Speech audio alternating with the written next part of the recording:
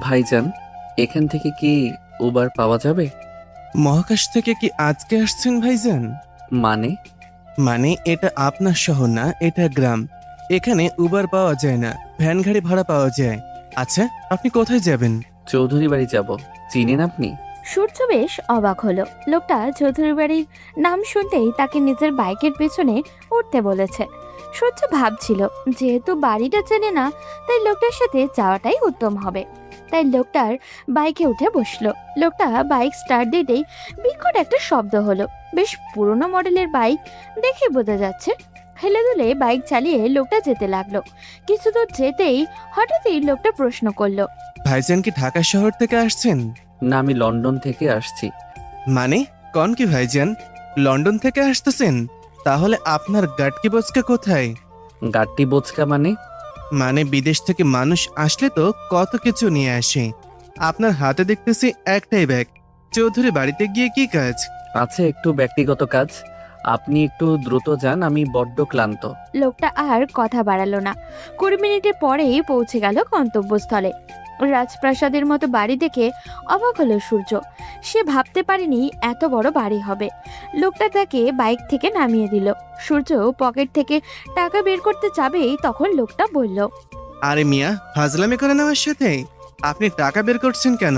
জানেন, দাদাজান যদি জানেন আপনাকে বাড়ি পৌঁছে দিয়ে টাকা নিয়েছি, তাহলে আমার ঘাড়ে আর মাথা থাকবে না। আরে কেউ জানবে না, টাকাটা রাখুন। আপনার টাকা আপনি গিলে খান, আমি চললাম। ডাক্তার আপা আমার জন্য অপেক্ষা করছেন। বলেই লোকটা বাইক নিয়ে চলে গেল। সূর্য বেশ অবাক হয়ে বাড়ির ভিতরে গেল। বাড়ির সামনে বিশাল বড় পুকুর, তার পাশ দিয়েই একটা রাস্তা চলে গেছে মূল বাড়ির দিকে। রাস্তার দুই পাশে বেশ সুন্দর করে ফুলের গাছ লাগানো। উঠানের মধ্যে বিশাল একটা বসার জায়গাও করা। সূর্য কিছুটা ভয় নিয়ে বাড়ির দরজায় গিয়ে নক করলো। ঠিক তখনই একজন মধ্যবয়স্ক মহিলা দরজা খুলে দিয়ে তার দিকে অবাক হয়ে তাকিয়ে রইলেন। সূর্য তাকে সালাম দিল। তখন ভদ্রমহিলা প্রশ্ন করলেন, বাবা, কি তুমি আর কাকে চাইছো? জি, আমি প্রতাপ চৌধুরীর সাথে দেখা করতে এসেছিলাম। ও, আব্বাজানের সাথে দেখা করবেন? কিন্তু উনি তো এখন বিশ্রাম নিচ্ছেন। ভিতরে এসে বসো, আমি দেখছি। ভদ্রমহিলা সূর্যকে নিয়ে সোফায় বসালেন। সূর্যের চারপাশে তাকালো। তারা যে বেশ প্রভাবশালী মানুষ সেটা কথাবার্তায় বোঝা যাচ্ছে। বাড়ির ডেকোরেশনও তার প্রমাণ দিচ্ছে। সূর্য সোফায় বসতেই বাড়ির কাজের মেয়ে শরবত নিয়ে তার সামনে আসলো। সূর্য হাসি মুখে সেটা হাতে তুলে নিল। একটু পর 20-22 বছর বয়সী রোগা পাতলা একটা ছেলে হাত ধরে ধরে একজন বয়স্ক লোককে এনে তার সামনে বসালো। সূর্য তাকেও সালাম দিল। বৃদ্ধ লোক সালামের জবাব নিয়ে সোফায় হেলান দিয়ে বসে বললেন, শুনলাম তুমি আমার সাথে দেখা করতে এসেছো। তা কোথা থেকে এসেছো তুমি? জি, আমি লন্ডন থেকে আসছি। প্রতাপ চৌধুরী চোখ মুখ কুঁচকে গেল। এত দূর থেকে তার সাথে দেখা করতে আসছে, এর কারণ কি?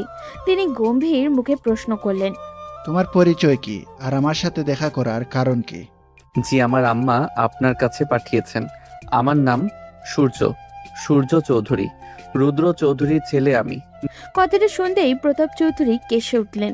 তখন সেই রোগা পাতলা ছেলেটা দ্রুত ওনার বুকে মালিশ করতে শুরু করলো আর জোরে জোরে বাড়ির লোকজনকে ডাকতে লাগলো। মুহূর্তের মধ্যেই বসার ঘরটা পুরো জমজমাট হয়ে গেল। কমপক্ষে 10-12 জন মানুষ এসে জমা হলো সেখানে।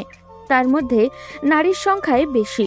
সূর্য বেশ হতভম্ব হলো, কিন্তু কিছু বলল না। তখন সেখানে থাকা একজন মধ্যবয়স্ক লোক সূর্যের দিকে তাকিয়ে বললেন, এই ছেলে, তুমি কি এমন বললে যে বাবা এমন চিন্তায় পড়ে গেলেন?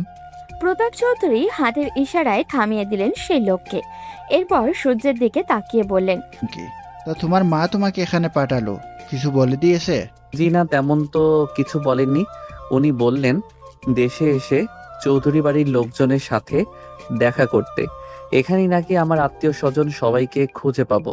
আসলে বিদেশে পড়াশোনা শেষ করার পর বেকারি ছিলাম। ছোটবেলা থেকে একা একাই বড় হয়েছি। সবার পরিবার আত্মীয় স্বজন আছে, কিন্তু আমার কেউ নেই। তাই মায়ের কাছে সবসময় জানতে চাইতাম আমার পরিবার কোথায়। তখন মা বলতেন বড় হওয়ার পর জানাবেন। 2 সপ্তাহ আগে আমাকে বললেন এই বাড়ির কথা।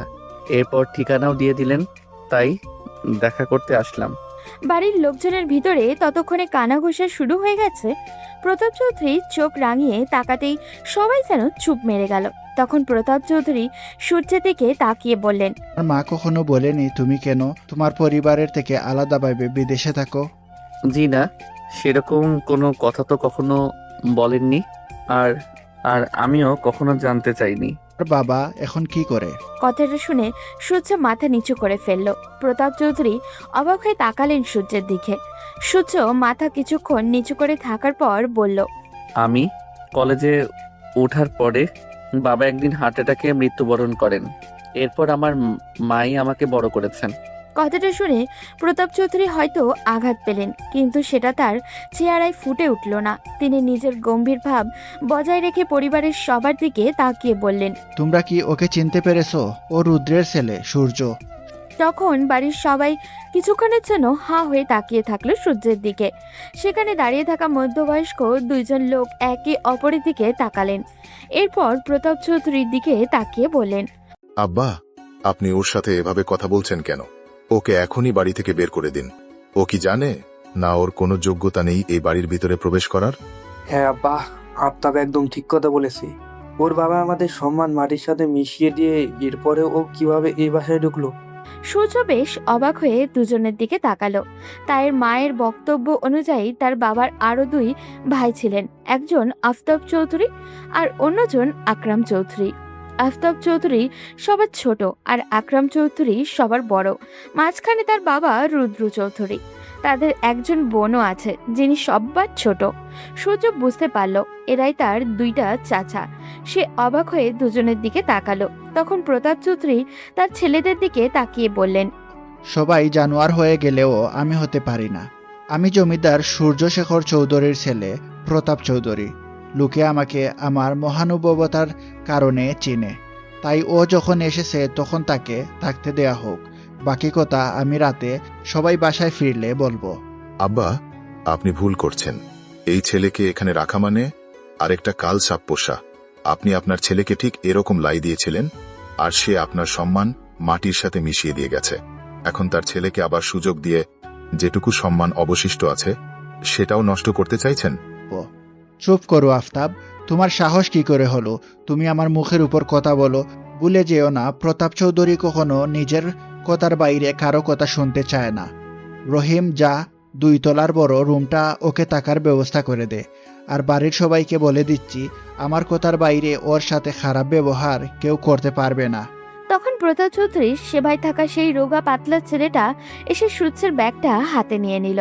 সূর্য বাড়ির লোকদের দিকে তাকালো। কেউ তার দিকে এখনো অবাক হয়ে তাকিয়ে আছে, আবার কেউ মুখ কালো করে দাঁড়িয়ে আছে।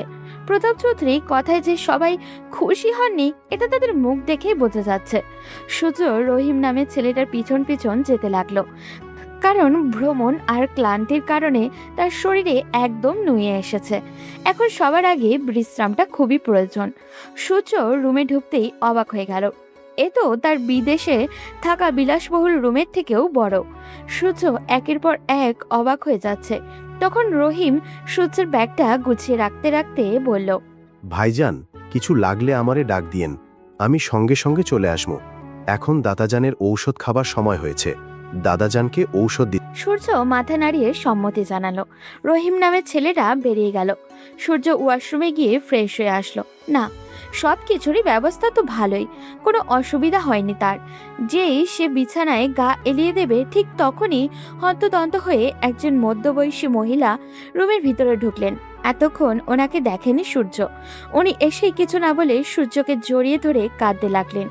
এরপর গালে কপালে চুমু খেতে খেতে বললেন, আব্বা, আমার বাপজান, তুমি এতদিন কইছিলা? এতটা দিন পর আমাদের কথা মনে হলো তোমার?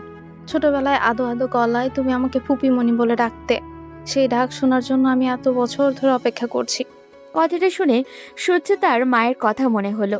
মুখে অজান্তেই মৃদু হাসি ফুটে উঠল, কারণ তার মা আগেই বলে দিয়েছিলেন এই বাড়িতে আর কেউ তাকে আপন না করে নিক বা নাই নিক, একজন আছে যে তাকে আপন করে নেবে, আর সেটা হচ্ছে প্রতাপ চৌধুরীর একমাত্র মেয়ে গুলশান চৌধুরী। ওনার স্বামী বিয়ের 3 বছরের মাথায় নাকি মারা যান।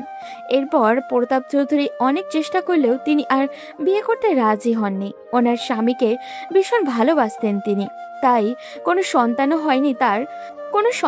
হয়নি তার। তাই প্রতাপ চৌধুরী নিজের একমাত্র মেয়েকে নিজের কাছে আগলে রেখেছেন।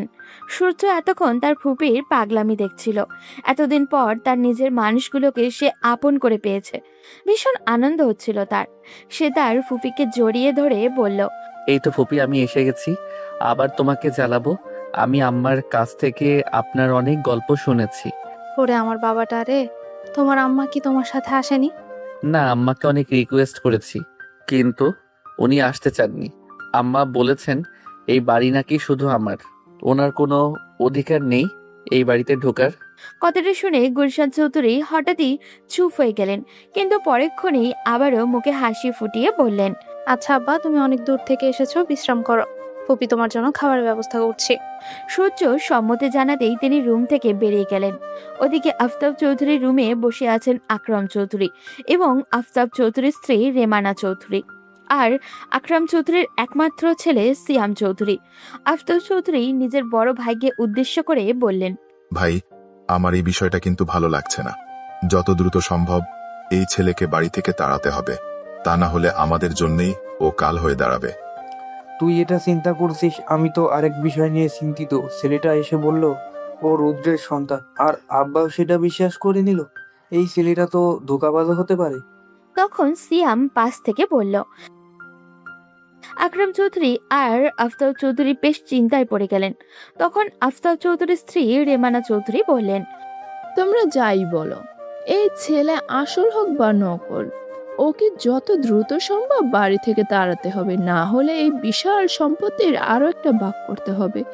এমনিতেই আব্বাজান সব কিছু গরিব অসহায়দের দিয়ে দিচ্ছে, এর মধ্যে যদি আরেকটা ভাগ করতে হয় তাহলে আমাদের সন্তানেরা কি পাবে? সেটাই তো চিন্তা করছি রুমানা। আচ্ছা দেখি, আমি আমার বাবাকে যত দূর জানি এত সহজে সবটা মিলে নিবে না। যেই ছেলে তার মুখে চুলকানি মাখিয়ে দেশ ছেড়ে পালিয়েছিল, সেই ছেলেকে এত সহজে ক্ষমা উনি করবে না। আজকে রাতে তো বাবা বললো কথা বলবে, দেখি আজ রাতে কি সিদ্ধান্ত হয়। ওদিকে আকরাম চৌধুরীর স্ত্রী আয়েশা চৌধুরী রান্নাঘরে কাজের মেয়েদেরকে এটা ওটা দেখিয়ে দিচ্ছিলেন। তখনই হন্ততন্ত হয়ে গুলশান চৌধুরী রান্না করে ঢুকলেন। তারপর আয়েশা চৌধুরীকে উদ্দেশ্য করে বললেন, ভাবি তাড়াতাড়ি সরো, আজ আমি নিজের হাতে আমার আব্বার জন্য রান্না করব। কতদিন পর ছেলেটাকে দেখলাম, সে আদো আদো গলায় কথা বলতো, তখন দেখেছিলাম। আজ এত বড় হওয়ার পর আবার দেখলাম, আমি ওর জন্য রান্না করব। এই বাড়ির সবচেয়ে নরম স্বভাবের মানুষ কথা যদি বলতে হয় তাহলে আয়েশা চৌধুরী তাদের মধ্যে উপরের সারিতে থাকবেন। তিনি কখনোই বাড়ির ঝামেলার মধ্যে জড়াতে চান না। সবাইকে আপন করে আগলে রেখেছেন তিনি। গুলশান চৌধুরীর এমন তাড়াহুড়ো দেখে তিনি হেসে কাজের মেয়েদেরকে ইশারায় সরে আসতে বললেন। এরপর গুলশান চৌধুরীর পাশে গিয়ে বসলেন। আপা, দেখছো, ছেলেটা কিন্তু একেবারে মেজো ভাইয়ের মতো দেখতে হয়েছে। কি সুন্দর চেহারা, মাশাআল্লাহ। গুলশান চৌধুরী নিজের হাতে রান্না করলেন। ওদিকে দুপুরে সবাই বিরাট টেবিলে খেতে বসেছে। সব জায়গায় পুরুষ মানুষ। এই বাড়িতে মহিলারা পুরুষের সাথে বসার অনুমতি নেই, তবে একটা সময় একজনেরই বসার অনুমতি ছিল। তিনি হচ্ছেন প্রতাপ চৌধুরীর সহধর্মণী নিরুপমা চৌধুরী, কিন্তু তিনি মারা গেছেন আজ থেকে 30 বছর আগে। সেই থেকে প্রতাপ চৌধুরীর পাশের চেয়ারটা সবসময় খালিই থাকে। বিশাল সম্পদশালী মানুষ হলেও প্রতাপ চৌধুরীর নিজের স্ত্রীর শূন্যতা কখনোই পূরণ করতে চাননি। তার বেশ কয়েকটা ক্ষমতার মধ্যে একটা ক্ষমতা হচ্ছে তিনি সবসময় তার স্ত্রীকে অনুভব করতে পারেন। এই বৃদ্ধ বয়সেও তিনি মাঝে মাঝে একা একা দাঁড়িয়ে ওনার স্ত্রীর সাথে কথা বলেন। কেউ সেই কথা শুনতে না পেলেও প্রতাপ চৌধুরী নিজের স্ত্রীর কথা ঠিকই শুনতে পান। তিনি বেশ গর্ব নিয়ে বলেন, উনি যাই প্রশ্ন করেন না কেন নিরুপমা চৌধুরী নাকি সেটার উত্তর দেন। বাড়ির মহিলাগণ খাবারের সবকিছু দেখাশোনাও করেন। তখন গুলশান চৌধুরী সূর্যকে টেনে নিয়ে টেবিলের কাছে আসলেন। প্রতাপ চৌধুরী ওনার বাড়ির কাজের লোক থেকে শুরু করে সব পুরুষ মানুষকে নিয়ে একসাথে খেতে বসেন। এটা ওনার বেশ পুরনো অভ্যাস। সূর্যকে দেখে উনি নিজের মেয়েকে ইশারা করলেন সূর্যকে তার পাশের চেয়ারে বসানোর জন্য। সঙ্গে সঙ্গে টেবিলে থাকা সবার হাত থেমে গেল, কারণ গত 30 বছরে প্রতাপ চৌধুরী কখনোই কাউকে নিজের পাশের চেয়ারে বসাননি, এমনকি নিজের ছেলে মেয়েকেও না। তাহলে হঠাৎই সূর্যকে কেন বসাতে বলছেন? গুলশান চৌধুরী বাবার ইশারায় খুশিতে আত্মহারা হয়ে সূর্যকে ওই চেয়ারে বসালেন। নিজের হাতে প্লেটে খাবার তুলে দিলেন। সূর্য একবার খাবার মুখে নিচ্ছে তো আরেকবার তার দিকে তাকাচ্ছে। সবাই কেমন যেন রোবটের মতো তাকাচ্ছে। প্রতাপ চৌধুরী খাবার শেষে বিশ্রাম করতে চলে গেলেন। তখন সূর্য আবার নিজের রুমে ফিরে আসলো। ওদিকে গ্রামের ছোটখাটো একটা হাসপাতাল, বিশাল লম্বা লাইনের রোগী দেখতে দেখতে ক্লান্ত হয়ে এক তরুণী ডাক্তার নিজের কেবিন থেকে বের হলো। কিন্তু বাইরে আসতেই তো চক্ষু চড়ক গাছ, কারণ সে যে লোকটাকে নিজের টুকটাক কাজের জন্য রেখেছিল সেই লোকটা একজন বৃদ্ধ মহিলার হাতে থাকা প্রেসক্রিপশনটা দেখে এটা ওটা বলছে। মেয়েটা একটু এগিয়ে যেতেই শুনলো, শোনো বুড়ি, তোমার যে সমস্যা সেটা খুবই গুরুতর। তোমার ওপরের টিকিট চলে এসেছে। তোমাকে এখন বললে তুমি হার্ট অ্যাটাক করে মারা যাবে। তোমার নাতনির নাম্বার দাও, আমি ওকেই বলবো। ডাক্তার সাহেব, আমার চিকিৎসাটা করবেন না? পিছন থেকে আলিশার কণ্ঠ শুনে সোহেল হতভম্ব হয়ে যায়। এরপর নিজেকে স্বাভাবিক করে হাসি মুখে বলে, আরে আপা, আমি তো মজা করছিলাম, আপনি এটাকে সিরিয়াসলি দিয়ে দিলেন। এরকম মজার কাহিনী আমি অনেকবার শুনেছি সোহেল ভাই। তুমি আর ভালো হলে না। এখন চলো তাড়াতাড়ি, দাদাজান আমার জন্য অপেক্ষা করছে। হ্যাঁ হ্যাঁ আপা, চলেন। আলিশা সোহেলের পিছন পিছন যেতে লাগলো। সোহেলের বাবা প্রতাপ চৌধুরীর বেশ বিশ্বস্ত কর্মচারী ছিলেন। ছোটবেলা থেকেই সোহেল তার বাবার সাথে চৌধুরী বাড়ির আসা যাওয়া করত। সোহেলের বাবা মারা যাওয়ার পর প্রতাপ চৌধুরী সোহেলের দেখাশোনা করেন। এখন উনি ওনার নাতনির সাথে সব সময় তাকে থাকার নির্দেশ দিয়েছেন। গ্রামের রাস্তা দিয়ে হেঁটে যাচ্ছিল সোহেল আর আলিশা। গ্রামের মানুষজন আলিশাকে দেখলেই হাসি মুখে কথা বলে, কারণ এই মেয়ে তো বিশাল বড় সরকারি চাকরি ছেড়ে তাদের গ্রামে এসেছে চিকিৎসা দেওয়ার জন্য। সোহেল হাঁটতে হাঁটতে হঠাৎই বলল, আপা, আজকে তোমাদের বাসায় একটা লোক আসছে দাদাজানের সাথে দেখা করতে লন্ডন থেকে। আমি ভাবছি দাদাজানের পাওয়ার তো এখন আর দেশের ভেতরে আটকে নেই, দেশের বাইরে উঠতে আছে। মানে লন্ডন থেকে কে দাদুর সাথে দেখা করতে আসলো? একটা ছেলে বাস স্ট্যান্ডে দাঁড়িয়ে উবার যাচ্ছিল। পরে আমি তাকে তোমাদের বাসায় পৌঁছে দিলাম। দেখে মনে হচ্ছিল বিদেশি, কিন্তু জানো লোকটা ভীষণ কিপটা। কেন, তোমার পকেট গরম হয়নি তাই না? আরে না আপা, আমাকে টাকা দিতে চাচ্ছিল, আমি নেইনি। সব জায়গায় কি আর নিজের আসল চেহারা দেখালে হয়? আমি কিপটা বলতেছি কারণ লোকটা এত দূর থেকে আসলো, কিন্তু সাথে কোনো বড় লাগেজ আনলো না। একটা ছোট্ট ট্রলি নিয়েই চলে আসছে এত দূর থেকে। আলিশা বুঝলো এই আত পাগলের সাথে কথা বলতে তার সময় নষ্ট হবে, তাই দ্রুত বাড়ির দিকে যেতে লাগলো। কিছু দূর যেতেই দেখতে পেল গ্রামের কলেজ ছুটি হয়েছে, ছাত্রছাত্রীরা বেরিয়ে আসছে। তাই সে কিছুক্ষণ অপেক্ষা করলো নিহাকে নিয়ে একদম ফিরবে। এবার তাদের পরিচয়টা দিয়েই দেই। আলিশা চৌধুরী হচ্ছে আকরাম চৌধুরীর একমাত্র মেয়ে। সিয়ামের থেকে বয়সে 3 বছরের ছোট। আর নিহা হচ্ছে আফতাব চৌধুরীর একমাত্র মেয়ে। এবার ইন্টার প্রথম বর্ষে পড়াশোনা করছে। আলিশা ঢাকা মেডিকেল কলেজ থেকে পড়াশোনা শেষ করে ওখানেই সরকারি চাকরির অফার পেয়েছিল, কিন্তু সেটা না করে নিজের দাদাজানের ইচ্ছা অনুযায়ী গ্রামের মানুষের সেবার জন্য গ্রামে ফিরে আসে। এরপর তার পরিচিত 2-3 জন ডাক্তারকে নিয়ে গ্রামের পাশেই একটা ছোটখাটো হসপিটাল দাদাজান খুলে দেন। এখন সেখানে গ্রামের মানুষদের চিকিৎসা করছে। গ্রামের মানুষের কাছে সে ভীষণ জনপ্রিয়। কিছুক্ষণ দাঁড়াতেই গেটের কাছ থেকে নিহা আলিশাকে দেখে এগিয়ে আসলো। এরপর 2 বোন বাসায় ফিরল। তখন বাড়ির পুকুর ঘাটে বসে দিয়ে মাছ শিকারের ব্যর্থ চেষ্টা চালিয়ে যাচ্ছিল সূর্য। গুলশান চৌধুরী আর আয়েশা চৌধুরী সেটা দেখে একে অপরকে জড়াজড়ি করে হাসছেন। এই দৃশ্য দেখে নিহা তার আদরের ফুপির আর বড় চাচির দিকে এগিয়ে এসে বলল, তোমাদের আমি কতদিন বলেছি ননদ আর ভাবির সম্পর্ক থাকবে সাপ আর বেজির মতো, একজন আরেকজনকে দেখলেই ফোঁস করে ফুলে উঠবে। তোমরা সেটা না করে সব সময় একে অপরের গায়ের সাথে গা লাগিয়ে ঘুরো কেন? ওসব আমি কই পারলাম নেহা, আমি ওই দায়িত্ব তোমার মায়ের হাতে ছেড়ে দিয়েছি। ঠিক তখনই নিহার নজরে এলো সুদর্শন এক যুবক বর্ষা দিয়ে মাছ ধরার ব্যর্থ চেষ্টায় লিপ্ত। তাকে দেখে নিহা জিজ্ঞাসা করলো, এটা কি দাদাজান কোথা থেকে ইনপুট করলো বড় আম্মু? এই কথা বলতেই গুলশান চৌধুরী নিহার মুখ চেপে ধরলেন। আলিশা সেটা দেখে এগিয়ে আসলো। সেও নিজেও এতক্ষণ দাঁড়িয়ে ওই মানুষটাকে দেখছিল, কিন্তু চিনতে পারছিল না। তখন তাদের দুজনের সংশয় ভাঙিয়ে দিয়ে গুলশান চৌধুরী বললেন, আরে ওকে তুই চিনবি না? আলিশা চিনবে। ও হচ্ছে তোর মেজো চাচার ছেলে সূর্য। তোর মেজো চাচা যে লন্ডনে থাকতো তার একমাত্র ছেলে। আলিশা, তুই ওকে চিনতে পারিসনি? ও সূর্য। কথাটা শুনতেই আলিশার হাত থেকে অ্যাপ্রনটা পড়ে গেল। সে আরো একবার চোখের ইশারায় ফুপিকে জিজ্ঞাসা করলো, কথাটা কি সত্যি কিনা। গুলশান চৌধুরী হাসি মুখে উত্তর দিল, না, হ্যাঁ। এবার আলিশার কান্না করে দেওয়ার মতো অবস্থা। সে কল্পনাও করতে পারেনি সূর্যকে আবার তার চোখের সামনে দেখবে। তাদের এই চিন্তা ভাবনার মাঝেই নিয়া হুট করেই বলে উঠল, আরে আম্মু বললো ওই চাচাকে নাকি দাদাজান বাড়ি থেকে তাড়িয়ে দিয়েছে। তাহলে ওনার ছেলেকে এই বাড়িতে ঢুকতে দিল কিভাবে এই বুড়ো?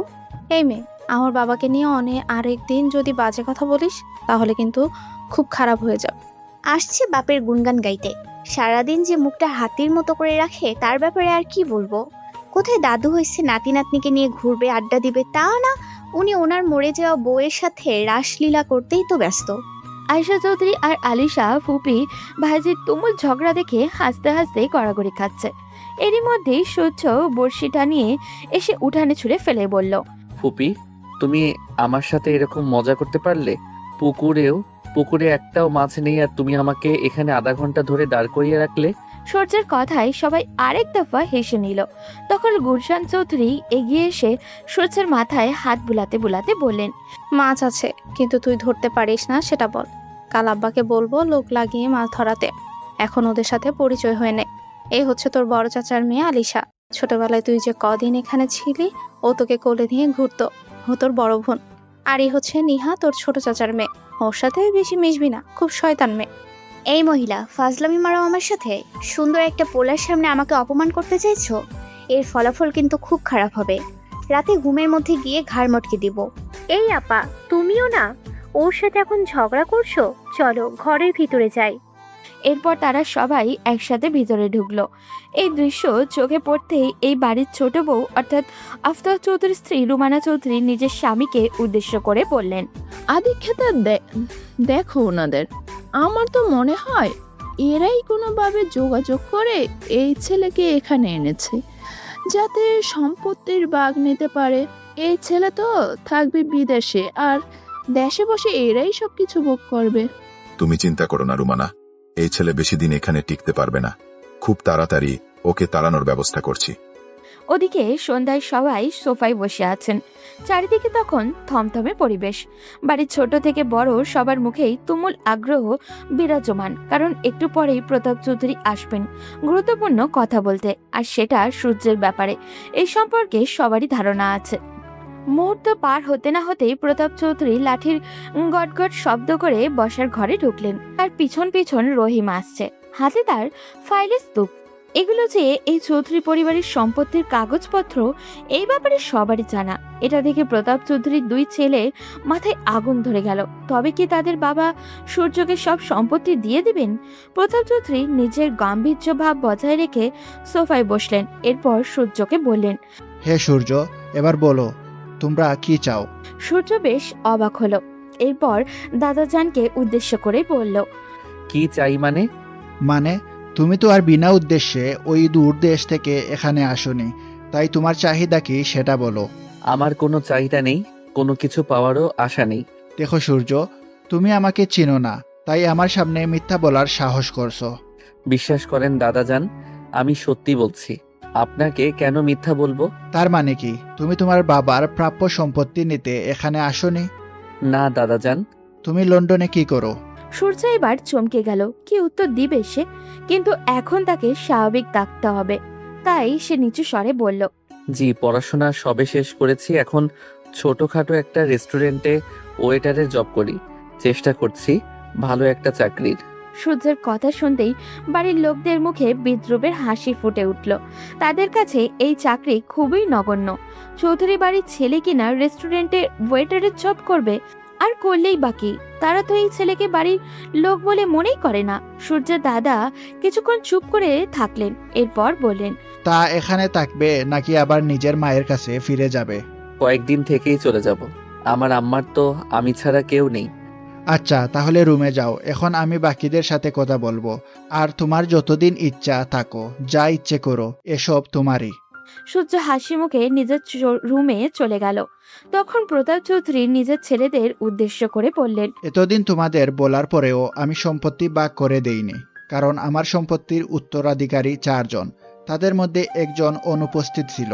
এখন যখন তার ছেলে চলে এসেছে, সে না চাইলেও জন্ম যখন দিয়েছি, তখন তার ভাগটা আমি তার ছেলের হাতে তুলে দিতে চাই।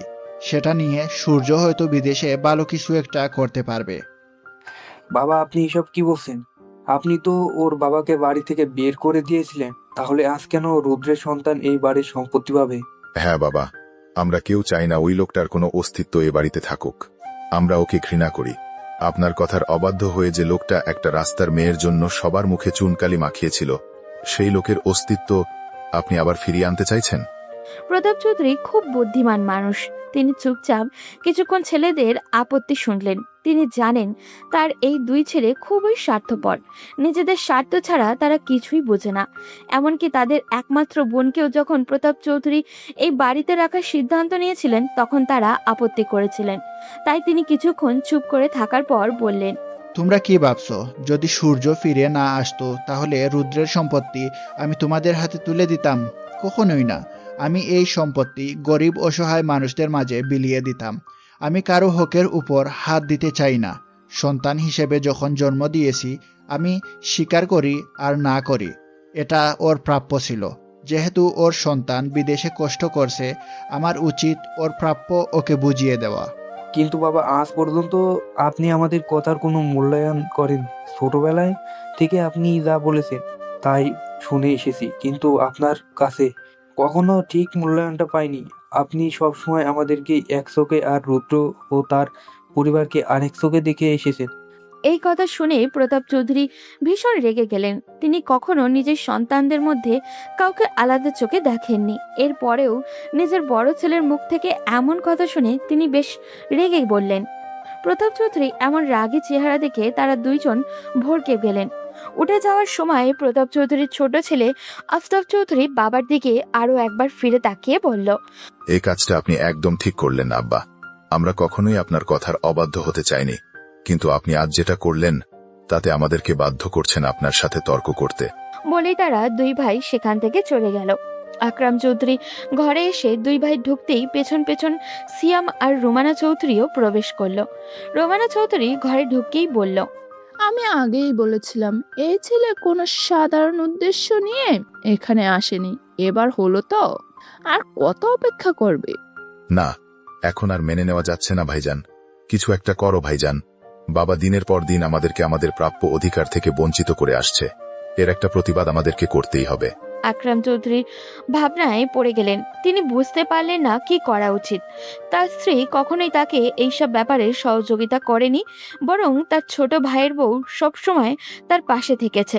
তখন রুমানা চৌধুরী ভয়ঙ্কর একটা কথা বলে উঠলেন, যদি আপনারা কিছু করতে না পারেন তাহলে একটা সময় দেখা যাবে আমাদের এই বাড়ি ছাড়তে হতে পারে। এই বৃদ্ধ লোক যতদিন বেঁচে থাকবে আমাদেরকে আপনাদের অধিকার থেকে বঞ্চিত করেই যাবে। না, আর কেউ আমাদেরকে দমিয়ে রাখতে পারবে না। যদি আমরা আমাদের সম্পত্তি না পাই, তাহলে দরকার হয় আব্বার বিরুদ্ধে নামবো। এরপরেও এই সম্পত্তির 3 নাম্বার কোনো ভাগ হবে না। হ্যাঁ ভাইজান, এটাই তো আমরাও চাই। আমাদের হাতে সব সময় কম। আপনি একা নন, সিয়াম আছে, আমি আছি, আমাদের ভাই আছে। আমরা সবাই মিলে লড়াই করব। আব্বাজান আর কতদিন বাঁচবে? আর এই ছেলে বিদেশে পড়াশোনা করেছে। যদি আইনি ঝামেলায় যায় তাহলে কিন্তু আরো বড় সমস্যা তৈরি হবে। ওকে ওইসব ঝামেলায় যাওয়ার সুযোগই দেওয়া যাবে না। এর আগেই ওকে শেষ করে ফেলতে হবে। আর চুপ করে থাকলে হবে না। সিয়াম, তুই তো সারাদিন এলাকার বাজে লোকেদের সাথে ঘোরাফেরা করিস। তুই আমার সন্তান, আমি জানি তুই কোথায় যাস আর না যাস সব খবরই আমার কাছে আছে। তাই এইসব ব্যাপারে না বললে এখন বল, কেউ আছে যে এই ছেলেকে শেষ করে ফেলতে পারবে? এই কথা শুনতেই সিয়াম বেশ চমকে গেল। বাবার মুখ থেকে এই প্রথম কাউকে মেরে ফেলার কথা শুনেছে। সে জানে তার বাবার কিছুটা নেশাপানি করার অভ্যেস আছে, কিন্তু এই রকম কাউকে মেরে ফেলার কথা বলবে ভাবতেও পারেনি সিয়াম। কিন্তু এখন এটা তাদেরকে অধিকারের প্রশ্ন, তাই সে বলল, আমার মাথায়ও ওর নামই ঘুরপাক খাচ্ছিল। ভাইজান, তুমি ওকে দিয়েই কাজটা করাও, এতে করে আমাদেরকে আর কোনো ঝামেলা পোহাতে হবে না। তাহলে কালকে দুপুরে ওকে আমাদের দোকানে নিয়ে আয়, ওর সাথে কথা বললেই সব কিছু ঠিকঠাক করতে হবে। ওদিকে বিছানায় শুয়েই ফোন হাতে নিতেই মায়ের কয়েকটা মিস কল দেখে হাসি মুখে কল ব্যাক করলো সূর্য। ফোন দিতে না দিতেই তার মা সেটা রিসিভ করলো। মায়ের কণ্ঠ শুনে হাসি মুখে বলল, আসসালামু আলাইকুম আম্মা, আপনার শরীর ভালো আছে? হ্যাঁ আব্বা, আমি একদম সুস্থ আছি। তা তোমার ওই দিকের খবর কি? সবকিছু ঠিকঠাক? যাওয়ার পর একটা বার ফোন দিয়ে কিছু জানালে না। তুমি জানো না আমি কতটা চিন্তায় থাকি তোমাকে নিয়ে। আসলে আম্মা, এখানে এত ব্যস্ত ছিলাম আপনাকে কল করার আর সময়ই পাইনি। জীবনে এই প্রথমবার মনে হচ্ছে আমি পরিপূর্ণ। সব দিকে আমার আপনজন কত আদর করে আমাকে। এই কথা শুনে নীলিমা চৌধুরী অবাক হয়ে গেলেন। তিনি হতবম্ব হয়ে প্রশ্ন করলেন, মানে কি বুঝলাম না। ওখানে যাওয়ার পর কোনো ঝামেলা হয়নি? ওরা তোমাকে কিছু বলেনি? না আম্মা, এমন তো কিছু হয়নি। ওরা সবাই আমাকে আপন করে নিয়েছে। একটু আগে দাদাজান বলল, যতদিন ইচ্ছা থাকো, এই সব কিছুই তো তোমার। সত্যি তোমার দাদু এই কথা বলেছে? হ্যাঁ আম্মা, দাদাজান খুব ভালো মনের মানুষ, আমাকে ভীষণ আদর করে। ছেলের মুখে কথাগুলো শুনে আবেগে আপ্লুত হলেন নীলিমা চৌধুরী। কঠিন হৃদয়ের মানুষটি কি আর নেই? প্রতাপ চৌধুরী কি আগের মতো আর কথায় কথায় নিজে বন্দুক বের করেন না? এইসব চিন্তায় তিনি মগ্ন হলেন। তখন সূর্য মায়ের কণ্ঠস্বর শুনতে না পেয়ে বলল, আম্মা, আপনি কি লাইনে আছেন? হ্যাঁ আব্বা, আমি তাহলে এখন রাখি। ও আচ্ছা, তোমাকে যে একটা জিনিস দিয়েছিলাম ওইটা কি আসল লোকের হাতে দিয়েছো? না আম্মা, এখনো ওনার সাথে আমার তেমন কথাই হয়নি, তবে কালই পৌঁছে দিব। আচ্ছা ঠিক আছে। আর তোমার ম্যানেজার আসছিল আজ, তুমি নাকি বলছো 1 সপ্তাহের মধ্যে ফিরে আসবে? আপনি যেভাবে এই বাড়ির লোকদের বর্ণনা দিয়েছিলেন তাতে তো মনে হচ্ছিল 2 দিনও টিকতে পারবো না। সেই জন্য রাহাতকে বলে এসেছিলাম 1 সপ্তাহের মধ্যেই ফিরে আসব। কিন্তু এখানে এসে তো যেতেই মন চাচ্ছে না। সবাই আপনার কথা জিজ্ঞাসা করছে। এখন চিন্তা করছি কয়েকদিন পরেই ফিরবো।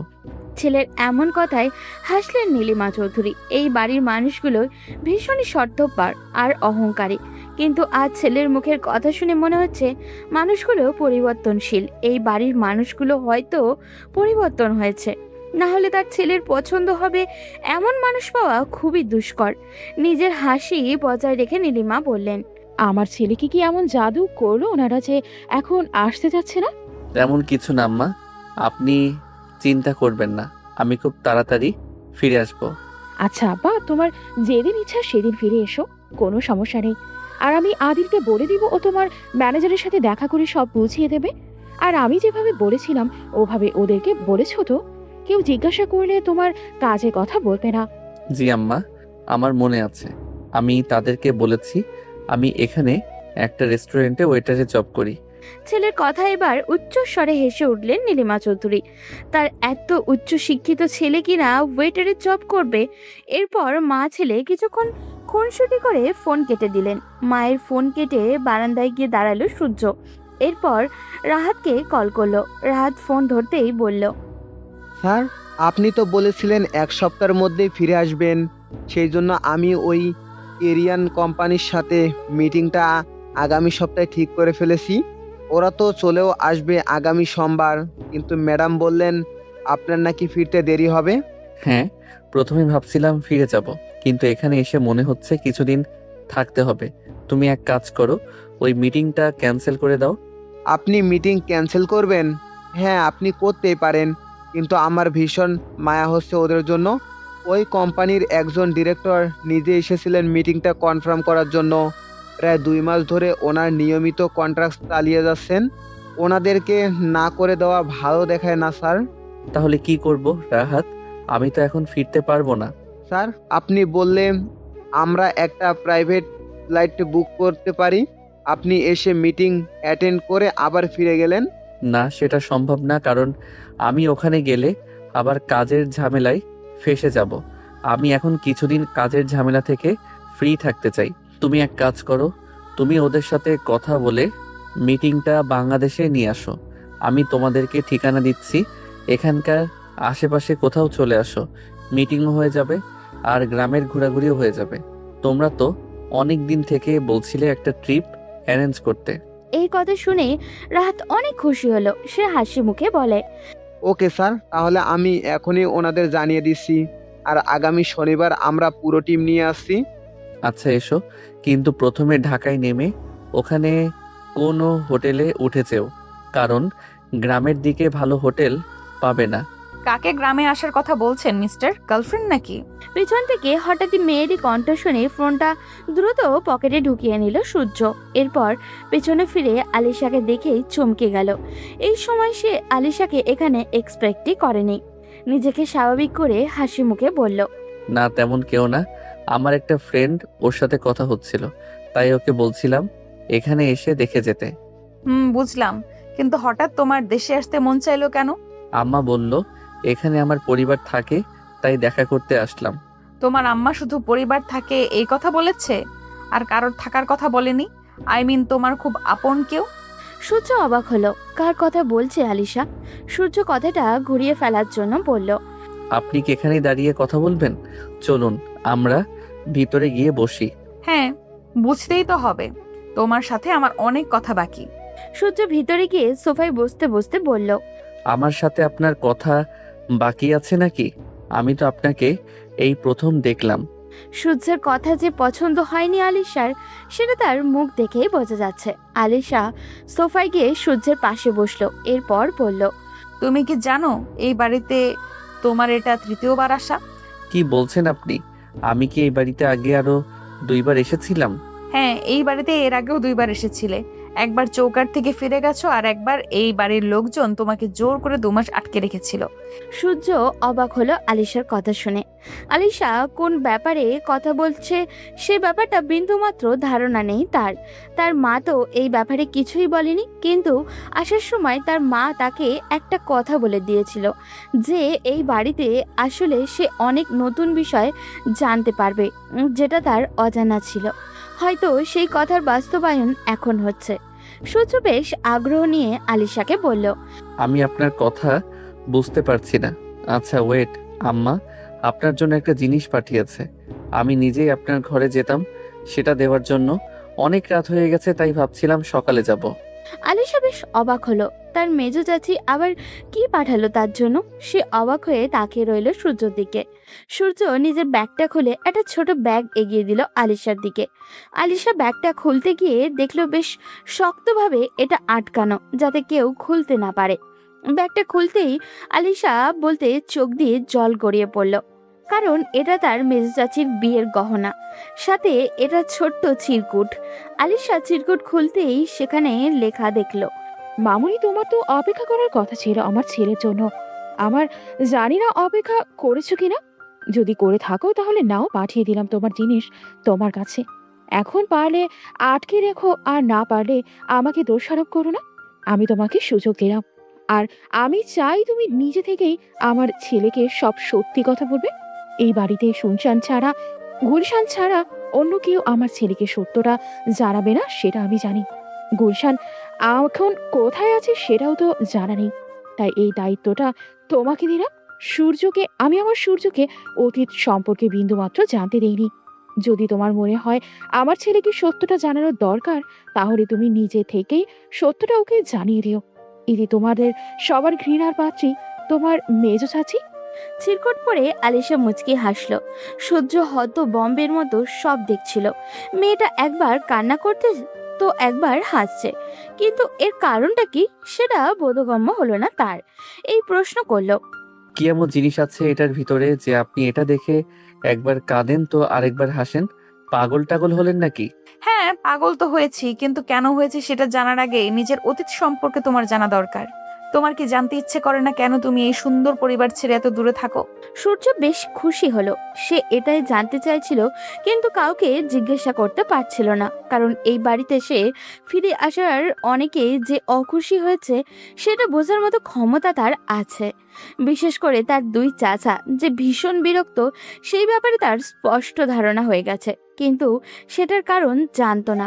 আজ যখন সুযোগ পেয়েছে সব জানার, তাহলে সেটা কোনোভাবেই হাতছাড়া করবে না সে। আপনি আমাকে সত্যি বলবেন? হ্যাঁ, এবার শোনো, আমি তোমার থেকে বয়সে 5 বছরের বড়।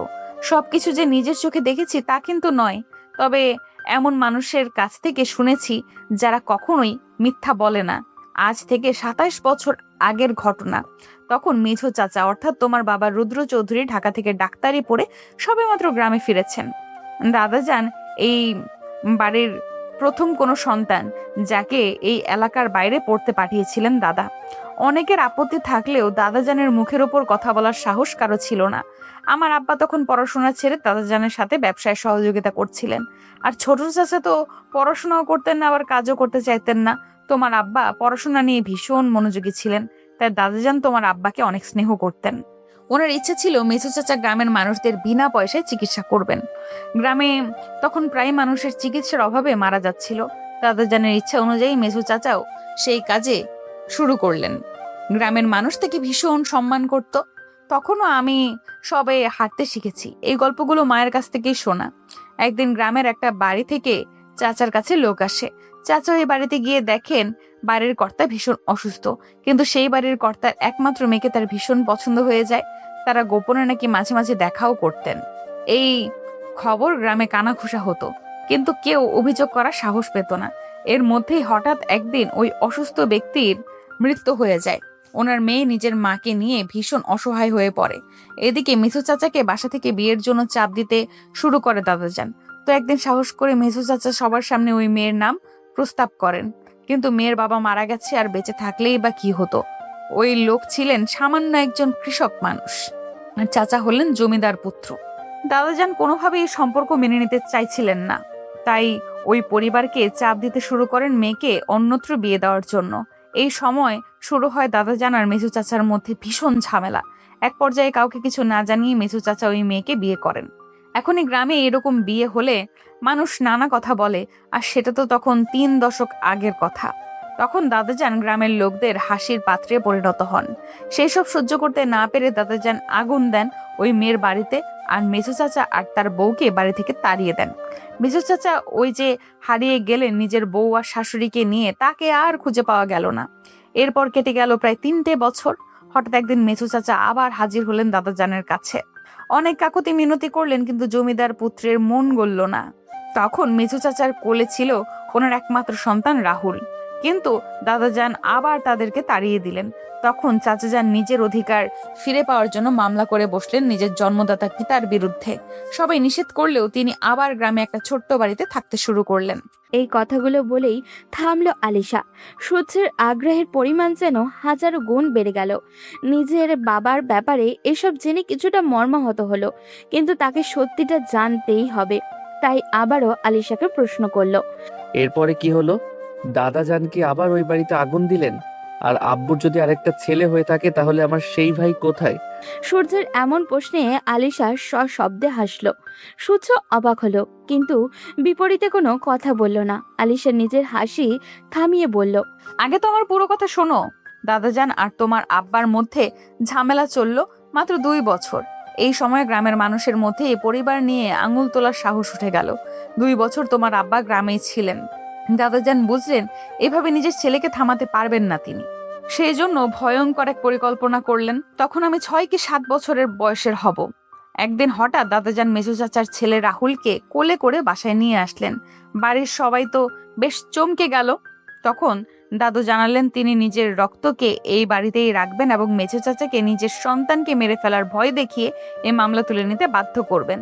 এরপর বেশ কয়েকদিন মেজো চাচাকে একের পর এক হুমকি দেওয়া হলো। ওনার স্ত্রী তো পুরো পাগল হয়ে গেলেন নিজের সন্তান হারিয়ে। উনি ভাবলেন দাদাজান হয়তো রাগে ওনার ছেলেকে মেরে ফেলবে, কিন্তু দাদাজান বাসায় আসলে অদ্ভুত এক কাণ্ড করতেন।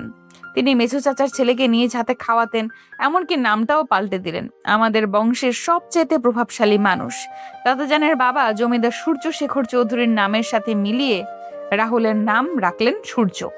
মানে আপনি সত্যি বলছেন? হ্যাঁ, আমি এতক্ষণ যার কথা বলছিলাম সে আর কেউ না, তোমার মা। আর রাহুল নামে যে ছেলেটার কথা বলছিলাম সেটা হচ্ছে তুমি। তোমাকে দাদাজান ফুপির কাছে রাখছিল। তুমি সারা দিন মায়ের জন্য কান্না করতে, তাই ফুপি তোমাকে কোলে নিয়ে হাঁটতো। ওই সময় আমি সারাক্ষণ তোমার খেয়াল রাখতাম। বাড়ির প্রত্যেকটা লোক সারাক্ষণ চিন্তায় থাকতো তোমার না নজর লেগে যায়। তুমি ছিলে ভয়ঙ্কর সুন্দর। কিন্তু এরপর কি হলো? আমি কিভাবে এই বাড়ি থেকে গেলাম? আব্বা কি ভয়ে মামলা তুলে নিয়েছিল? হ্যাঁ, মামলা তুলে নিয়েছিল, কিন্তু এরপরও দাদাজান তোমাকে দিতে চাইছিল না। কারণ 3 সপ্তাহ এখানে থাকার পর তুমিও ফুপির সাথে মানিয়ে নিয়েছিলে। মায়ের জন্য কান্না করা প্রায় বন্ধ হয়ে গিয়েছিল। সারা দিন বাড়ির এক মাথা থেকে অন্য মাথায় দৌড়ে বেড়াতে আর আধো আধো গলায় কথা বলতে। সেই সময় তোমার আব্বু একটা প্ল্যান করেন।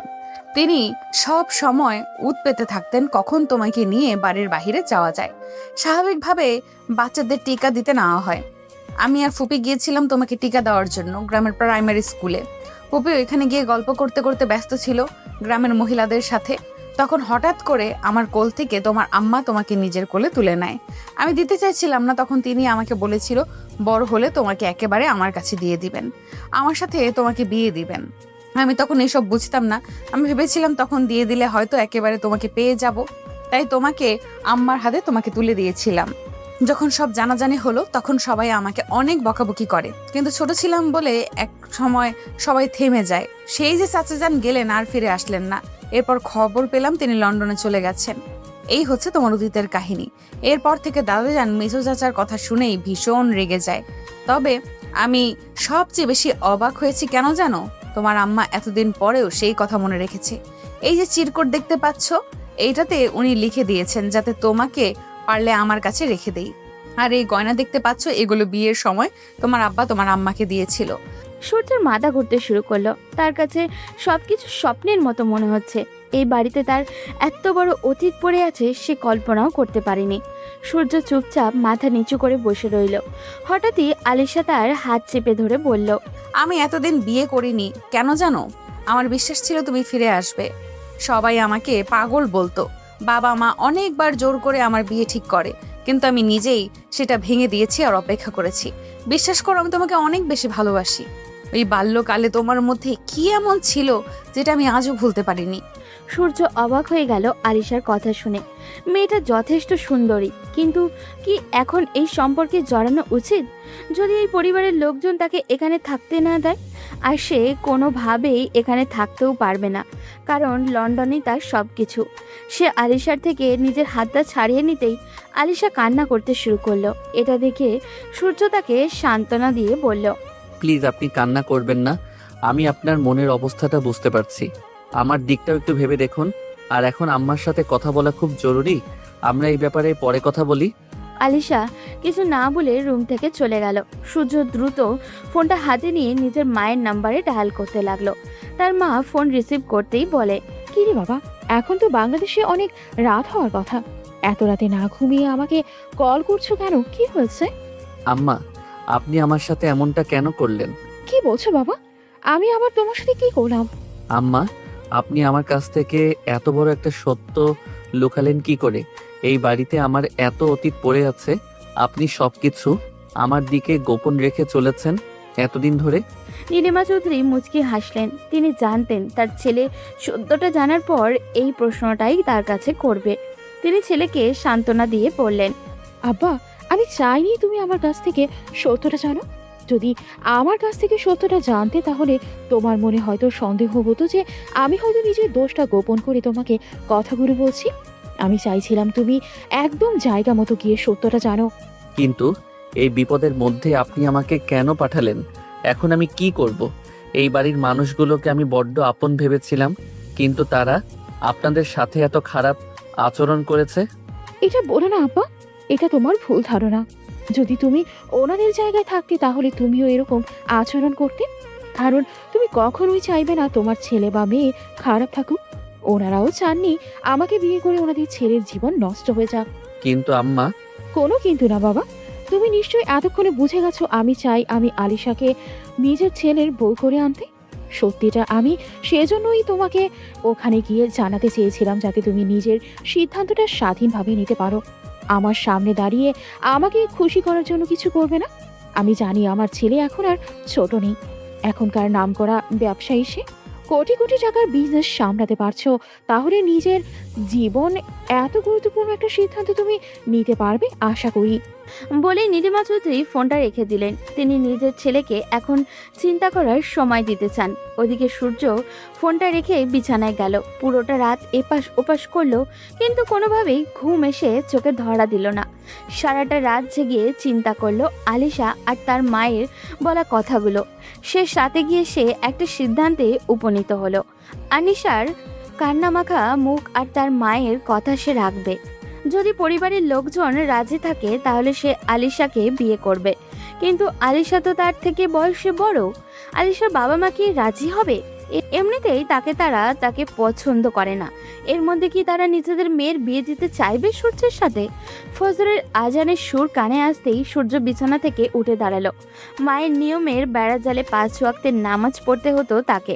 দরজা খুলে বাইরে তাকাতেই দেখতে পেল রহিম প্রতাপ চৌধুরীকে ধরে ধরে মসজিদের দিকে নিয়ে যাচ্ছে। সূর্য সিঁড়ি দিয়ে নেমে পেছনে দাঁড়াতেই প্রতাপ চৌধুরী পিছনে না তাকিয়ে বললেন, কি ব্যাপার সূর্য, এত ভোরে ঘুম থেকে উঠে গেলে কিভাবে, আর এত সকালে কোথায় যাচ্ছ? সূর্য অবাক হলো। প্রতাপ চৌধুরী তাকে না দেখে কিভাবে বুঝলো সে পিছনে দাঁড়িয়ে আছে? সূর্য হাসি মুখে দাদাজানের সামনে গিয়ে বলল, জি, আমিও নামাজে যাওয়ার জন্যই বের হয়েছিলাম। ভেবেছিলাম বাইরে কাউকে পেলে মসজিদ কোথায় সেটা জানবো। প্রতাপ চৌধুরী অবাক হওয়ার ভান করে বললেন, তুমি কি ওখানে নিয়মিত নামাজ পড়ো? জি, আমার আম্মা বলেন নামাজ নাকি মানুষের মনকে প্রশান্ত করে, আর আমিও এটাই ফিল করি। সৃষ্টিকর্তার ডাকে সাড়া দেওয়া আমাদের কর্তব্য। প্রতাপ চৌধুরীর মুখে হাসি ফুটল। তিনি নিজের ছেলে আর নাতনিদেরকে অনেক চেষ্টার পরেও নামাজে নিয়ে আসতে পারেননি। মনে মনে তিনি নীলিমা চৌধুরীর উপরে যে রাগের পাহাড় জমিয়ে রেখেছিলেন সেটাই টোকা দিলেন। মেয়েটা যে তার নাতিকে ভুল পথে পা বাড়াতে দেয়নি এটা বুঝতে পেরে মনে মনে দোয়া করলেন নীলিমার জন্য। এরপর দাদা নাতি মিলে ফজরের নামাজ পড়ে রাস্তায় হাঁটতে বের হলেন। রহিম, প্রতাপ চৌধুরী আর সূর্য গ্রামের রাস্তা দিয়ে হাঁটছে। গ্রামের বাচ্চারা মসজিদে যাচ্ছে পড়ার জন্য। গ্রামের কৃষকরা বের হয়েছে মাঠে যাওয়ার জন্য। প্রতাপ চৌধুরীকে দেখা মাত্রই সবাই এগিয়ে এসে সালাম দিচ্ছে। সূর্য বিষয়টা বেশ উপভোগ করেছে। হঠাৎই সে তার দাদাকে উদ্দেশ্য করে বলল, আপনি এখনো আব্বা আম্মাকে ক্ষমা করতে পারেননি, তাই না দাদাজান? প্রতাপ চৌধুরী থমকে গেলেন। কালকেও সূর্য বলেছিল সে নিজের অতীত সম্পর্কে কিছুই জানে না, তাহলে আজ কিভাবে এই কথা বলতে পারলো? তবে কি তার সাথে মিথ্যা বলল সূর্যা? তুমি আমাকে মিথ্যা বললে কেন সূর্য? তুমি তো কালকেও বলেছিলে তুমি নিজের অতীত সম্পর্কে কিছুই জানো না। আমি মিথ্যা বলিনি দাদাজান, আমি কাল পর্যন্ত নিজের অতীত সম্পর্কে কিছুই জানতাম না, কিন্তু রাতে আলিশা আমাকে সব সত্যি কথা বললেন। ওনার কথা শোনার পর আমি আম্মার কাছে কল করেছিলাম, ভেবেছিলাম এখান থেকে চলে যাব, কিন্তু আম্মা বললেন দোষ নাকি আব্বা আম্মার ছিল। আপনার কোনো দোষ নেই, তাই আপনার কাছে থাকতে আর ওনাদের হয়ে আপনার কাছে ক্ষমা চাইতে। প্রতাপ চৌধুরী ভীষণ অবাক হলেন। এক রাতের মধ্যে তার জীবনের যেন পরিবর্তন হয়ে যাচ্ছে। বৃদ্ধ মানুষটার চোখে জল টলমল করতে লাগলো। তিনি সূর্যকে জড়িয়ে ধরার চেষ্টা করে বললেন, তোমার আম্মা কল দিলে বলবে প্রতাপ চৌধুরীর আগের সেই প্রভাব আর নেই, বয়সের বারে নুয়ে পড়েছে। যদি প্রতিশোধ নেবার হয় তাহলে চলে আসতে। দাদাজান, এমন ভাবে বলবেন না। আমি এখানে আসার পর বিশ্বাস করবেন না কতটা শান্তি পেয়েছি। আমার নিজেকে অনেক ভাগ্যবান মনে হচ্ছে, আমার এত বড় একটা পরিবার আছে এটা দেখে। প্রতাপ চৌধুরী আর কিছু বললেন না, হাঁটতে লাগলেন। বাসায় এসে দেখলেন আয়শা চৌধুরী নাস্তা তৈরি করতে ফেলেছেন। সূর্যকে এত সকালে দেখে তিনিও বেশ অবাক হলেন। দুজন একসাথে নাস্তা করে গল্প করতে লাগলেন। সূর্যের সাথে যতক্ষণ কথা বলেছিলেন প্রতাপ চৌধুরীর বুক ফেটে কান্না আসছিল, কারণ সূর্য হুবাহু নিজের বাবার মতো হয়েছে। সূর্যের মধ্যেই তিনি তার মৃত সন্তানকে খুঁজে পাচ্ছিলেন। সকাল 9টা বাজতে না বাজতেই পরিবারের সবাই উঠে গেল, যে যার কাজে বেরিয়েও পড়ল। সূর্যের দুই চাচা আর বড় চাচাতো ভাই সিয়াম বেরিয়ে যাওয়ার সময় প্রতাপ চৌধুরীর সাথে সূর্যকে বসে থাকতে দেখে বেশ রেগে গেল মনে হয়। আলিশাও সূর্যকে দেখে ইগনোর করে বেরিয়ে গেল হসপিটালের উদ্দেশ্যে।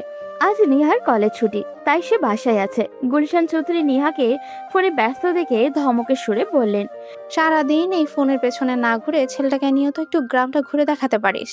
কত দূর থেকে এসেছে, কদিনই বা থাকবে, নিজের মাটিটা দেখাবে না ছেলেটা? এই প্রথম গুলশান চৌধুরীর ধমকে মন খারাপের চেয়ে বেশি খুশি হলো আলিশা, কারণ যে সূর্যের সাথে কথা বলার সুযোগ খুঁজছিল। সূর্য নিজে খুশি হলো, কারণ সেও গ্রামটা আরো ভালো করে দেখতে চাইছিল। এরপর তারা দুইজন বেরিয়ে গেল গ্রামে ঘোরার জন্য। বেশ অনেকক্ষণ নিহার সাথে পুরো গ্রাম ঘুরে দেখলো সূর্য। দেখতে দেখতে কেটে গেছে 5 দিন। আজ শুক্রবার। এই 5 দিনে আলিশার সাথে সূর্যের টুকটাক কথা হয়েছে বইকি। সূর্য আস্তে আস্তে আলিশাকে মানিয়ে নিচ্ছে। এটা দেখে আলিশা ভীষণ খুশি ছিল। দুপুরে গ্রামের এক লোকের মেয়ের বিয়েতে দাওয়াত খেতে গিয়েছিল নিহা, আলিশা আর সূর্য, সাথে সোহেলও ছিল। তারা বেশ মজা করে বিয়ের অনুষ্ঠান শেষ করে ফিরতে ফিরতে প্রায় সন্ধ্যা হয়ে গিয়েছিল। তারা গ্রামের রাস্তা দিয়ে হেঁটে যাচ্ছিল। হঠাৎ করে নির্জন একটা জায়গায় এসে কিছু লোক তাদেরকে ঘিরে ফেললো। সবাই মুখে কাপড় বেঁধে দাঁড়িয়ে আছে, হাতে ধারালো অস্ত্র। সবাই ভীষণ ভয় পেয়ে গেল। হঠাৎ করেই লোকগুলো সোহেল আর সূর্যকে মারতে শুরু করলো। তাদের মধ্যে থাকা দুজন লোক শক্ত করে আলিশা আর নেহাকে ধরলো। এরপর ওখানে থাকা একটা লোক ইশারা করলো। এইটাই তো বলেছিল, এই বিদেশি মালটাকে দ্রুত নিয়ে গাড়িতে উঠা। কেউ চাইলেও প্রতিবাদ করতে পারলো না, কারণ হামলাকারীরা সংখ্যায় অনেক বেশি ছিল। সোহেল রক্তাক্ত অবস্থায় মাটিতে পড়ে আছে। আলিশা আর নিহাকে ধাক্কা দিয়ে রাস্তায় ফেলে দেওয়া হলো। এরপর গাড়ি নিয়ে তারা চলে গেল। আলিশা কান্না করতে শুরু করলো। নিহা গিয়ে সোহেলকে ধরলো। অনেক কষ্টে তারা সোহেলকে নিয়ে বাড়ি ফিরল। বাড়ি আসতেই প্রতাপ চৌধুরী বসার ঘর থেকে উঠে দাঁড়ালেন। এরপর জিজ্ঞাসা করলেন, কি হয়েছে দাদুভাই, তোমাদের এই অবস্থা কেন? আর রাহুলকে এভাবে মারলো কে? আলিশার কান্নার কারণে বারবার হেঁচকে উঠছিল। সে কথা বলতে পারছিল না প্রায়। তখন নিহা কাঁদতে কাঁদতে প্রতাপ চৌধুরীর কাছে গিয়ে বলল, দাদাজান, হঠাৎ করে আমরা ফেরার সময় কিছু লোক আমাদের উপর আক্রমণ করে। ওরা সূর্য ভাইকে ধরে নিয়ে গেছে। আমরা বাধা দেয় আমাদেরকেও মেরেছে। নিহার মুখে এমন কথা শুনে প্রতাপ চৌধুরী ভীষণ রেগে গেলেন। তিনি নিজের হাত মুষ্টিবদ্ধ করলেন। তখন আকরাম চৌধুরী এগিয়ে এসে তাচ্ছিল্য করে বললেন, আব্বা, আমি আপনাকে আগেই বলেছিলাম এই ছেলেকে বাড়িতে ঢুকতে দিবেন না। দেখলেন তো, আমার তো মনে হয় এই ছেলেটা কোনো ঝামেলা করছিল, এরপর পালানোর জন্য এখানে এসে আশ্রয় নিয়েছে। হ্যাঁ আব্বা, যারা বারবার ঝামেলা করে তাদেরকে আপনি কেন বাড়িতে জায়গা দেন? ওর বাবা একটা ঝামেলা করে পালিয়ে গিয়েছিল, এখন তার ছেলে এসে আমাদের পরিবারটাকে অশান্ত করতে চাইছে। প্রতাপ চৌধুরী রেগে বললেন, তোদের লজ্জা করছে না এরকম কথা বলতে? ও কি তোদের রক্তের না? একটা ছেলে এত বড় বিপদে পড়েছে, কিভাবে ওকে বিপদ থেকে উদ্ধার করা যায় সেটা চিন্তা না করে ওকে নিয়ে বাজে কথা বলছিস? গুলশান চৌধুরী নিজের রুমে ছিলেন। সিঁড়ি দিয়ে নামতে নামতে পুরো কাহিনী দেখলেন। তিনি দৌড়ে নিজের বাবার কাছে এসে কান্না করে বললেন, আব্বা, কে করলো এমন কাজ? ছেলেটা 2 দিন হলো না এ বাড়িতে এসেছে, এর মধ্যে এত বিপদ, বড় বিপদ হলো কিভাবে? আপা, আপনারা একটু বেশি চিন্তা করতেছেন। দেখেন, হয়তো নিজের বাবার মতো কোনো মেয়ের পিছু নিয়েছিল, সেজন্যই মেয়ের পরিবার ওকে মারতে আসছে। রোমানা, মুখ সামলে কথা বলো। তোমার মুখ দিন দিন বাড়ছে। আরেকবার এই কথা মুখ দিয়ে উচ্চারণ করলে তোমার জিভ আমি টেনে ছিঁড়ে ফেলবো। তখন আলিশা সবার সামনে চিৎকার করে উঠল। আলিশার চিৎকার শুনে সবাই চুপ মেরে গেল। আলিশা কান্না করতে করতে নিজেদের দাদার কাছে গিয়ে বলল, দাদু ভাই, আপনারা যেভাবেই হোক ওকে আমার কাছে এনে দিন। এতটা বছর আমি ওর জন্য অপেক্ষা করেছি, আজ ওকে কাছে পেয়েও এইভাবে হারিয়ে ফেলবো, এটা হতে পারে না। যদি ওকে না পাই তাহলে আমি নিজে কিছু একটা করে ফেলবো। তুমি শান্ত হও দিদিভাই, আমি এখনই খোঁজ নিচ্ছি। রহিম, তুই যা, গ্রামের কয়েকজন লোককে পাঠা ওকে খোঁজার জন্য। রহিম দ্রুত বাড়ির বাইরে এসে গ্রামের কিছু লোক জড়ো করে খুঁজতে বের হলো। আকরাম চৌধুরী, আফতাব চৌধুরী আর সিয়াম ও সূর্যকে খোঁজার নাটক করতে লাগলো। কিন্তু পুরো রাত খুঁজেও সূর্যের কোনো সন্ধান পাওয়া গেল না। ওদিকে সূর্যের মা অনবরত নিজের সন্তানকে কল করে যাচ্ছেন, কিন্তু সূর্য কল ধরছেন না। তিনি ভীষণ চিন্তায় পড়ে গেলেন। রাহাত একটু আগেও বলেছিল তারা সবাই বাংলাদেশে যাচ্ছে। এখন হয়তো তারা ফ্লাইটে আছে, তাই রাহাতও কল ধরছে না। তিনি একা একা বাসায় চিন্তায় অস্থির হয়ে পড়লেন। পরদিন সকাল হতেই রাহাত এবং বাকি লোকেরা বাংলাদেশে নামলো। রাহাত নেমে সূর্যকে কল করতে লাগলো, কিন্তু সূর্যের ফোন বন্ধ। হঠাৎ করে এভাবে ফোন বন্ধ কেন, এটা ভেবে সে চিন্তায় পড়ে গেল। দুপুর গড়িয়ে বিকেল হলো। কোরিয়ান সেই কোম্পানির লোকজন দেশে নেমেছে বিকাল 3টার দিকে। তারাও সূর্যের সাথে যোগাযোগ চেষ্টা চালিয়ে যাচ্ছে, কিন্তু সূর্যকে পাওয়া যাচ্ছে না। সেজন্য রাহাত বাধ্য হয়েই সূর্যের মাকে কল করলো। নীলিমা চৌধুরী ফোন ধরতেই বললেন, রাহাত বাবা, আমার সূর্য কল ধরছে না কেন? ওর ফোন বন্ধ কেন বাবা? ম্যাডাম, আমি তো সেটা জানার জন্যই আপনাকে কল করছি। আমি আজকে সকালেই বাংলাদেশে নামলাম। প্রথমে ভাবলাম স্যার ব্যস্ত, তাই কল ধরতে পারছেন না, কিন্তু সারাদিন পেরিয়ে বিকেল হতে চলেছে, এখনো স্যার ফোন ধরছেন না। কালকে রাতেও তো স্যারের সাথে আমার কথা হলো। নীলিমা চৌধুরীর এবার কান্না করে দিলেন। তাহলে কি তার সাথে ছেলের সাথে খারাপ কিছু হয়েছে? তিনি কান্না করতে করতে রাহাতকে বললেন, বাবা, তুমি হাত গুটিয়ে বসে থেকো না। আদিলকে নিয়ে দ্রুত আমি একটা ঠিকানা দিচ্ছি, ওখানে যাও, গিয়ে দেখো ওকে পাও কিনা। আচ্ছা ম্যাডাম, আপনি চিন্তা করবেন না, আমি আদিল স্যারকে নিয়ে এখনই বের হচ্ছি। আপনি চিন্তা করবেন না, আপনার প্রেশার আছে, ভুলে যাবেন না। না বাবা, তুমি দ্রুত আদিলকে বলো আমার জন্য একটা টিকিটের ব্যবস্থা করতে। আমি দেশে আসতে চাই। ম্যাডাম, এত অস্থির হবেন না, আমরা আগে গিয়ে দেখি। যদি স্যারকে না পাই তাহলে আপনারা এখানে আসার ব্যবস্থা করব। আপাতত আপনি বিশ্রাম নিন। নীলিমা চৌধুরী শান্ত হতে পারলেন না। ওদিকে রাহাত আদিল আর সূর্যের কিছু গার্ডকে নিয়ে বেরিয়ে বলল নীলিমা চৌধুরীর দেওয়া ঠিকানা অনুযায়ী। বাকিদেরকেও হোটেলে থাকতে বলল। এখনো সূর্যের নিখোঁজ হওয়ার ব্যাপারটা ওই কোরিয়ান কোম্পানির লোকেদের জানানো হয়নি। মাঝে একদিন আছে, এরপরেই তাদের সাথে মিটিং। ওদিকে চৌধুরী বাড়িতে সবার থমথমে অবস্থা, কেউ খাবার মুখে তুলছে না। রাত তখন 9টার কাছাকাছি। রহিম এসে জানালো বাইরে বেশ কয়েকজন লোক প্রতাপ চৌধুরীর সাথে দেখা করার জন্য আসছে। প্রতাপ চৌধুরী দ্রুত তাদেরকে ভেতরে আনার কথা বললেন, কিন্তু ভিতরে আসার পর কেউ তাদের চিনতে পারল না। তখন রাহাত এগিয়ে গিয়ে প্রতাপ চৌধুরীকে বলল, স্যার, আমাদেরকে আপনারা চিনবেন না, আমরা সূর্য স্যারের অফিসের কাজ করি। ওনাকে গতকাল থেকে আমরা অনেকভাবে কন্ট্যাক্ট করার ট্রাই করছি, কিন্তু কোনোভাবে পারছি না।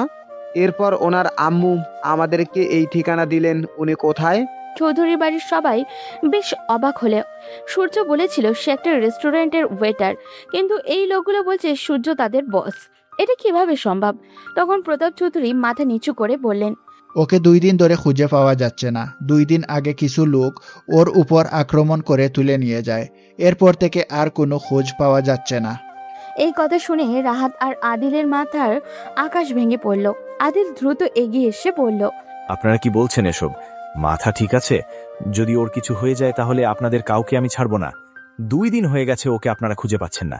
আপনারা কি পুলিশের সাথে যোগাযোগ করেছেন? গ্রামে পুলিশের দরকার পড়ে না, হয়তো আমাদের পরিবারের সাথে শত্রুতার কারণে কেউ ওকে আটকে রেখেছে। আমরা খোঁজ লাগিয়েছি, খুব দ্রুত খুঁজে পাবো। ও মাই গড, আপনারা কি করছেন? আপনারা জানেন উনি কে? উনি সাধারণ কোনো মানুষ না যে ওনার শত্রু থাকবে না। উনি লন্ডনের আইএসপি ইন্ডাস্ট্রির একমাত্র মালিক। কত হাজার হাজার শত্রু ওনার চারিদিকে ছড়িয়ে আছে, আপনারা জানেন? উনি হারিয়ে গেছেন, আপনারা পুলিশকে জানাবেন না? কি বলছেন? আপনি আমার নাতি, এত বড় কোম্পানির মালিক? আদিলের ভীষণ রাগ হলো। সে ছোটবেলা থেকেই সূর্যের সাথে বড় হয়েছে। 2 বন্ধু মিলে এই কোম্পানি এত দূর নিয়ে এসেছে। আদিলের মা নেই, সূর্যের মাকেই সে নিজের মা ভাবে। সূর্যকে তার বন্ধুর থেকে বেশি ভাই মনে হয়। সেই ভাইকে সে হারিয়ে ফেলেছে। এর মধ্যে এই পরিবারের লোকজন আজেবাজে কথাও বলছে। আদিল তখন রেগে বলল, আপনাদের কি মনে হয় আমরা এখানে ঘুরতে এসেছি? দ্রুত চলুন, পুলিশের সাথে যোগাযোগ করতে হবে। রাহাত, দ্রুত তুমি এই এলাকার পুলিশ কমিশনারের সাথে যোগাযোগ করে সূর্যের ফোনের লোকেশন ট্র্যাক করার চেষ্টা করো। কিন্তু স্যার, সেটা কিভাবে সম্ভব? সূর্য স্যারের ফোন তো বন্ধ। রাহাত, তুমিও কি এনাদের মতো পাগল হলে? সূর্যের ফোনের লাস্ট লোকেশন কোথায় সেটা বের করো। ওই অপরাধী তো আর ওকে তোলার সময় ফোন বন্ধ করে দেয়নি। দ্রুত কাজ করো। সূর্যের জন্য এত মানুষের ব্যস্ততা দেখে চৌধুরী পরিবারের সবাই হতভম্ব হলো। রাহাত পুলিশ কমিশনারের সাথে যোগাযোগ করলো। সময় গড়িয়ে চলেছে। রাত তখন 2টা। চৌধুরী পরিবারের সবাই একসাথে পুলিশের গাড়িতে করে যাচ্ছে, কারণ একটু আগেই ইনফরমেশন পাওয়া গেছে গ্রামের একদম শেষ সীমান্তে সূর্যের ফোনের লোকেশন ট্র্যাক করা হয়েছে। পুলিশ লোকেশন ধরে ওই জায়গায় পৌঁছালো। গ্রামের নদীর কাছাকাছি একটি ছোট্ট ঘর, ওই ঘরটায় সূর্যের ফোনের লাস্ট বার অন হয়েছিল। সেজন্য পুলিশ ওই ঘর চারপাশ থেকে ঘেরাও করলো। ভিতরে মৃদু আলোও জ্বলছে, দেখে বোঝা গেল হয়তো কেউ আছে এখানে। তাই পুলিশ কমিশনার দরজার কাছে গিয়ে বললেন, এই ঘরের ভিতরে কে আছিস? তাড়াতাড়ি বেরিয়ে আয়। তোদেরকে চারিদিক থেকে ঘিরে ফেলা হয়েছে। যদি নিজেদের জীবন বাঁচাতে চাস, বাইরে বেরিয়ে আয়। কিন্তু ভেতর থেকে কোনো সাড়া পাওয়া গেল না। পুলিশ তখন ভেতরে ঢুকলো। হঠাৎ করেই কয়েকজন কনস্টেবলের উপরে হামলা চালালো ভিতরে থাকা লোকগুলো। মুহূর্তের মধ্যেই বিশাল পুলিশ বাহিনী ওদের সবাইকে ধরতে সক্ষম হলো। কিন্তু সূর্যের অবস্থা খুবই ভয়ানক। 2 দিন ধরে তাকে বেঁধে বেধড়ক পেটানো হয়েছে। শরীরের বিভিন্ন জায়গায় কাটা। সূর্যের জ্ঞান নেই, তাই সবাই মিলে দ্রুত সূর্যকে নিয়ে হসপিটালে আসলো। আলিশা নিজে সূর্যের সব চিকিৎসার দায়িত্ব নিল। ওদিকে পুলিশ অপরাধীদেরকে জিজ্ঞাসাবাদ শুরু করেছে। পুরো রাত এই আতঙ্কের মধ্যে কাটালো সবাই। পরদিন সকাল হতেই সূর্যের জ্ঞান ফিরল। চোখ মেলে তাকাতেই আলিশাকে নিজের পাশে বসে থাকতে দেখলো। সূর্য একটু নড়েছে দেখে আলিশা সূর্যের কাছে গিয়ে বলল, সূর্য, তুমি আমার কথা শুনতে পাচ্ছ? জি, আমাকে এখানে কে নিয়ে আসলো?